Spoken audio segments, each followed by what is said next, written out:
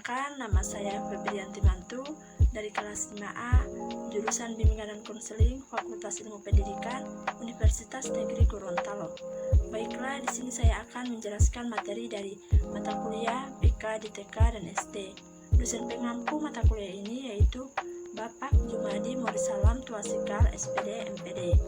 Materinya yaitu mengenai karakteristik BK di TK dan SD. Pada materi ini terdiri atas 3 submateri. Langsung saja masuk ke materinya, yaitu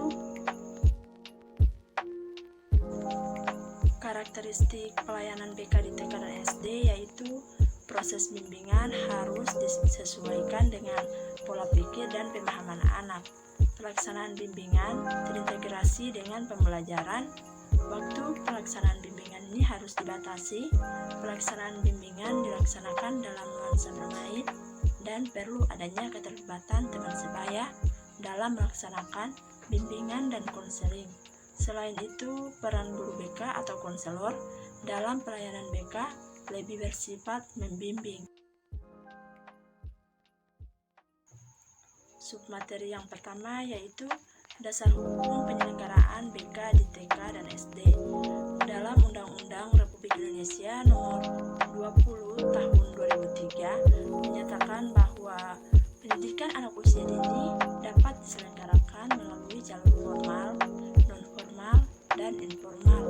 Pendidikan anak usia dini jalur formal berbentuk taman kanak-kanak atau TK, laudatul atfal atau LA, atau bentuk lain yang sejenis.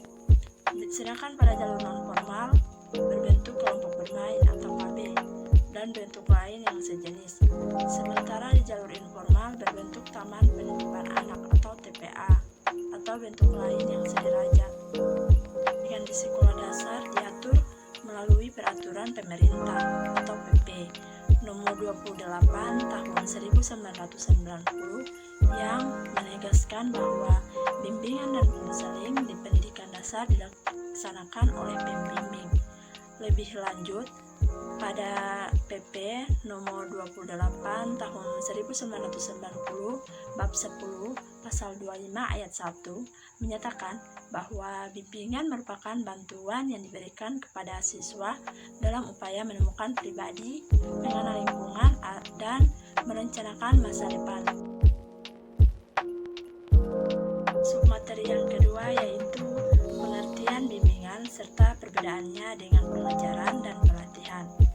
Bimbingan merupakan suatu proses pemberian bantuan kepada individu yang dilakukan secara berkesinambungan supaya individu tersebut dapat memahami dirinya sehingga dia sanggup mengarahkan dirinya dan dapat bertindak secara wajar sesuai dengan tuntutan dan keadaan lingkungan sekolah, keluarga, masyarakat, dan kehidupan pada umumnya.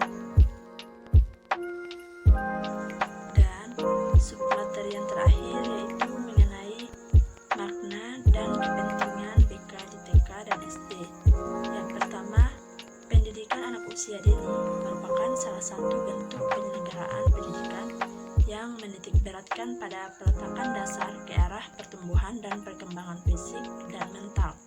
Yang kedua, pendidikan anak usia dini dilakukan dengan mengkoordinasikan motorik halus dan kasar, daya pikir, daya cipta, kecerdasan emosi, kecerdasan spiritual, sosio-emosional, sikap, dan perilaku, serta agama, bahasa, komunikasi, sesuai dengan keunikan dan tahap-tahap perkembangan yang dilalui. Yang ketiga, pembelajaran anak usia dini atau TK. Pada hakikatnya adalah pembelajaran yang berorientasi bermain, serta pembelajaran yang berorientasi perkembangan yang lebih banyak memberi kesempatan kepada anak untuk dapat belajar dengan cara-cara yang tepat. Terima kasih. Itulah yang dapat saya sampaikan dari materi karakteristik BK di TK dan SD. Mohon maaf bila ada salah kata. Wabillahi taufiq wal hidayah. Wassalamualaikum warahmatullahi wabarakatuh.